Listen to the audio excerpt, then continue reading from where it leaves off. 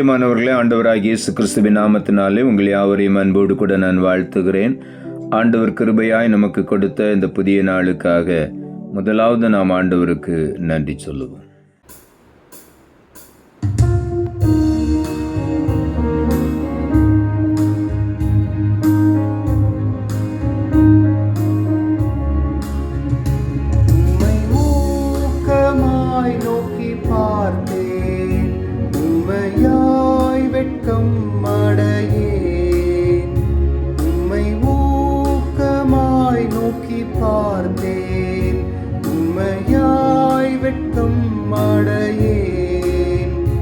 தமது முக பிரகாசம் தினமும் என்னில் வீசிடுதே.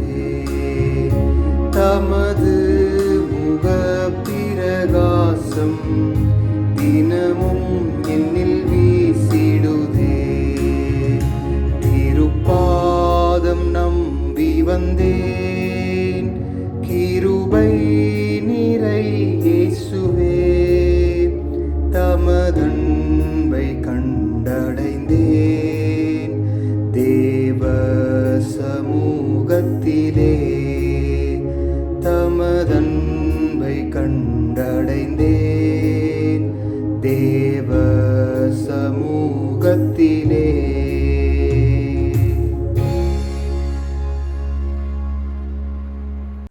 இந்த நாளுக்கு அந்த ஆண்டவர் கொடுக்கிற ஒரு வார்த்தை சங்கீதங்களின் புஸ்தகம் 34ஆம் அதிகாரம் 5வது வசனம்.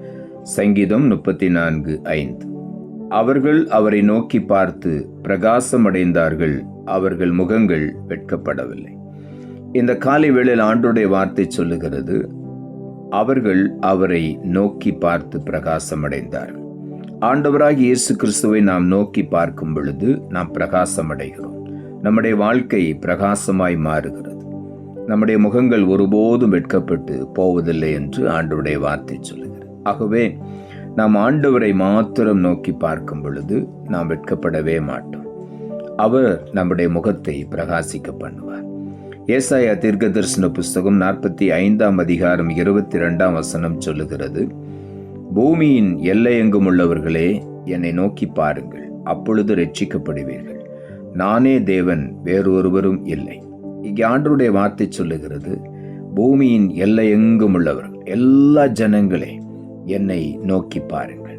ஆகவே அவரை நோக்கி பார்க்கும் பொழுது நிச்சயமாகவே நாம் ரட்சிக்கப்படுவோம், விடுவிக்கப்படுவோம், ஆசீர்வதிக்கப்படுவோம்.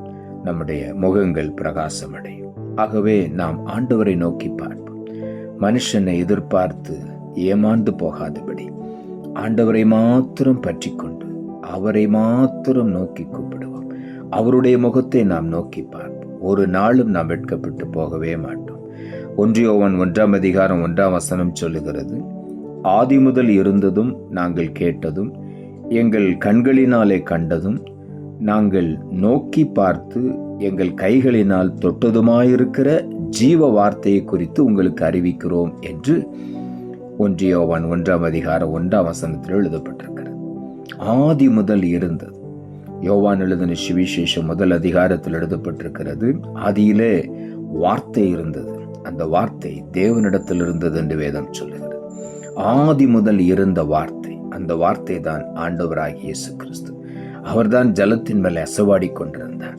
இந்த காலை வேளையில அந்த வார்த்தையை இங்கே அப்போஸ்தலன் எழுதுகிறார், நாங்கள் கேட்டோம், எங்கள் கண்களினாலே கண்டோம், நாங்கள் நோக்கி பார்த்து எங்கள் கைகளினாலே தொட்டு உணர்ந்த ஆண்டவருடைய ஜீவனுள்ள வார்த்தை. அந்த வார்த்தை தான் மாமிசமாகி கிருபையும் சத்தியமும் நிறைந்தவராய் நமக்குள்ளே வாசம் பண்ணினார் என்று எழுதப்பட்டிருக்கிறது. ஆகவே அந்த வார்த்தையை நாம் நோக்கி பார்க்கும் பொழுது நிச்சயமாகவே நாம் பிரகாசம் அடைவோம். காரணம், வேதம் சொல்லுகிறது, வானமும் பூமியும் ஒளிந்து போகும், என் வார்த்தைகள் ஒரு நாள் ஒளிந்து போகாது என்று சொல்லி. ஆகவே அவருடைய வார்த்தை என்றென்றும் நிலைத்திருக்கிறது. அதை நோக்கி பார்க்கும் பொழுது நம்முடைய வாழ்க்கை பிரகாசமாகும். நம்முடைய வாழ்க்கையிலே நித்திய ஆசீர்வாதங்களை நாம் அழிவில்லாமல் பெற்றுக்கொள்வோம். ஆகவே இந்த காலை வேளையில அந்த ஜீவ வார்த்தையை நாம் நோக்கி பார்ப்போம். அந்த வார்த்தை தான் ஆண்டவராகிய இயேசு கிறிஸ்து. அவருடைய நாமம் தேவனுடைய வார்த்தை என்பதே என்று வேதத்தில் எழுதப்பட்டிருக்கிறது. ஆகவே அவரை நோக்கி பார்ப்போம். அவருடைய வார்த்தையை நோக்கி பார்ப்போம். ஒரு நாள் நான் வெட்கமடைய மாட்டோம். யாத்ராகம புஸ்தகம் 34ஆம் அதிகாரம் 30ஆம் வசனம் சொல்லுகிறது, ஆரோனும் இஸ்ரவேல் புத்திரர் எல்லாரும் மோசேயை பார்க்கும் பொழுது அவன் முகம் பிரகாசித்திருப்பதை கண்டு அவன் சமீபத்தில் சேர பயந்தார்கள் என்று எழுதப்பட்டிருக்கிறது. மோசேயின் முகம் எப்படி பிரகாசித்தது? 40 நாட்கள் இரவும் பகலும் புசியாமலும் குடியாமலும் சீனாய் மலையிலே அந்த கற்பனைகளை பெற்றுக்கொள்ளும்படி ஆண்டவருடைய சமூகத்தில் அவன் காத்திருக்கும் பொழுது ஆண்டவர் அவனோடு முகமுகமாய் பேசி கற்பனைகளை கொடுத்தார். ஆண்டவருடைய சத்தத்தை அவன் கேட்டான். அந்த வார்த்தையை கேட்கும் பொழுதே அவனுடைய முகம் பிரகாசித்தது. இந்த காலை வேளையில ஆண்டவருடைய வார்த்தை, வேத வசனங்களை நான் வாசிக்க வாசிக்க தியானிக்க அதை கேட்டுக்கொண்டே இருக்கும் பொழுது நம்முடைய முகம் பிரகாசித்து கொண்டே இருக்கும். இந்த காலை வேளையிலும் கூட அவருடைய வார்த்தையை நாம் கவனிக்கும் பொழுது, தியானிக்கும் பொழுது, பேசும் பொழுது, அதை குறித்து கேட்கும் பொழுது நம்மையும் அறியாமலே நம்முடைய வாழ்க்கை பிரகாசிக்கிறது, நம்முடைய முகம் பிரகாசிக்கிறது.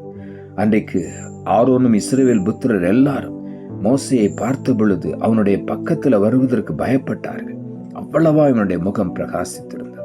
இந்த காலை வேளையிலும் அவருடைய வார்த்தையை நாம் கருத்தாய் கவனிக்கும் பொழுது நம்முடைய முகத்தையும் ஆண்டவர் பிரகாசிக்க பண்ணுவார். சங்கீதங்களின் புஸ்தகம் 67ஆம் அதிகாரம் 2ஆம் வசனம் சொல்லுகிறது, தேவரீர் எங்களுக்கு இறங்கி எங்களை ஆசீர்வதித்து உம்முடைய முகத்தை எங்கள் மேல் பிரகாசிக்க பண்ணும். தாவீது எழுதுகிறார், எங்களுக்கு இறங்கும் ஆண்டவரே, எங்களை ஆசீர்வதியும், உம்முடைய முகத்தை எங்கள் மேல் பிரகாசிக்க பண்ணும். ஆண்டவருடைய முகம் நம்மேல் பிரகாசிக்கும் பொழுது வேதம் சொல்லுகிறது, ஒரு நாள் நாம் வெட்கப்பட்டு போவதில்லை. நாம் வெட்கப்பட்ட இடத்திலெல்லாம் ஆண்டவர் நம்மை கீர்த்தியும் புகழ்ச்சியுமாய் வைப்பார். நம்முடைய வெட்கத்திற்கு பதிலாக இரட்டத்தனையான பலன் வரும். எப்பொழுது அவருடைய முகத்தை நோக்கி பார்க்கும் பொழுது, அவரோடு பேசிக் கொண்டிருக்கும் பொழுது, அவருடைய வார்த்தையை நாம் நோக்கி பார்க்கும் பொழுது நம்முடைய முகங்கள் பிரகாசிக்கும். ஒரு நாள் நாம் வெட்கப்பட்டு போகவே மாட்டோம். ரோமர் புஸ்தகம் 5ஆம் அதிகாரம் 5ஆம் வசனம் சொல்லுகிறது, மேலும் நமக்கு அருளப்பட்ட பரிசுத்த ஆவியினாலே தேவ அன்பு நம்முடைய இருதயங்களில் ஊற்றப்பட்டிருக்கிறபடியால் அந்த நம்பிக்கை நம்மை வெட்கப்படுத்தாது. ஒரு நாளும் நம்முடைய முகங்கள் வெட்கப்பட்டு போகாது. காரணம், நமக்கு அருளப்பட்ட பரிசுத்த ஆவியினாலே தேவனுடைய அன்பு நம்முடைய இருதயங்களில் ஊற்றப்பட்டிருக்கிறது. ஆகவே இந்த வார்த்தையை நாம் நோக்கி பார்க்கும் பொழுது அவருடைய அன்பு நம்முடைய உள்ளங்களில் ஊற்றப்படுகிறது. தேவன் அன்பாகவே இருக்கிறார். அவருடைய வார்த்தைகள் ஒவ்வொன்றும் நாம் தியானிக்க அது நம்முடைய வாழ்க்கையில அவருடைய அன்பை பூரணப்படுத்துகிறது மாத்திரமல்ல, அவருடைய முகத்தின் வெளிச்சத்தை நம்முடைய வாழ்க்கையில பிரகாசிக்க பண்ணுகிறது. ஆகவே ஒரு நாளும் நாம் வெட்கப்பட்டு போகவே மாட்டோம். அந்த நம்பிக்கை நம்மை ஒருபோதும் வெட்கப்படுத்தாது. ஆகவே கர்த்தரை நம்புவோம், அவரை நாம் நோக்கி பார்ப்போம், அவருடைய வார்த்தையை நாம் கவனிப்போம், அவருடைய வார்த்தையை நோக்கி பார்ப்போம். ஒரு நாளும் நம்முடைய முகங்கள் வெட்கப்படாது. வார்த்தையை தியானிக்க வார்த்தையை கேட்க நம்முடைய முகங்கள் பிரகாசித்து கொண்டே இருக்கும். நம்முடைய வாழ்க்கையில் இருக்கிற இருளெல்லாம் விலகி போய்விடும். நாம் எங்கு போனாலும் பிரகாசிப்போம். மற்றவர்கள் முன்பாக அவருடைய வெளிச்சம் நம் மூலமாய் பிரகாசிக்கும். அவர்கள் வெட்கப்படுவார்கள். மோசேயின் முகம் பிரகாசித்திருப்பதை கண்டு அவர்கள் தங்கள் முகங்களை மூடிக்கொண்டார்கள், பயந்து நடுங்கினார்கள். நம்மையும் பார்க்கிற ஜனங்கள் பயப்படுகிற அளவிற்கு அவருடைய முக பிரகாசம் நம்மை பிரகாசிப்பிக்க பண்ணும். ஆகவே அவரை நோக்கி பார்ப்போம், வார்த்தையை நோக்கி பார்ப்போம். ஒரு நாளும் நாம் வெட்கப்பட மாட்டோம். நாம் பிரகாசித்து கொண்டே இருப்போம். நாம் ஜெபிப்போம். அன்புள்ள ஆண்டவரை, கிருபையா நீர் கொடுத்த இந்த புதிய நாளுக்காய் மறுபடியும் உமக்கு நன்றி செலுத்துகிறோம். ஆண்டவர் கொடுத்த ஜீவனுள்ள வார்த்தைக்காக நன்றி. அவர்கள் அவரை நோக்கி பார்த்து பிரகாசமடைந்தார்கள். அவர்கள் முகங்கள் வெட்கப்படவில்லை. இந்த வார்த்தையை கேட்டுக்கொண்டிருக்கிற ஒவ்வொருடைய வாழ்க்கையிலும் எந்தெந்த இடங்களில் வெட்கப்பட்டார்களோ மறுபடியும் அதே இடத்திலே அவர்கள் முகங்கள் பிரகாசிக்கட்டும். அவர்கள் தேவனுடைய வார்த்தையை நோக்கி பார்க்கட்டும், தேவனுடைய முகத்தை நோக்கி பார்க்கட்டும். ஒவ்வொருவரும் வேத வசனத்தை காதால கேட்டு முழுவதுமாய் ஏற்றுக்கொண்டு அந்த வசனத்தையே நோக்கி வாழ்க்கையை நடத்தும் பொழுது ஒவ்வொருடைய வாழ்க்கை இன்று முதல் பிரகாசித்து கொண்டே இருக்க போகிறபடியினால் உமக்கு நன்றி. நீர் அப்படி செய்கிறபடியினால் உமக்கு ஸ்தோத்திரம். தாழ்த்தி உம்முடைய கரத்தில் ஒப்புக் கொடுக்கிறோம். இரட்சகர் இயேசுவின் நாமத்தில் ஜெபிக்கிறோம் நல்ல பிதாவே, ஆமென்.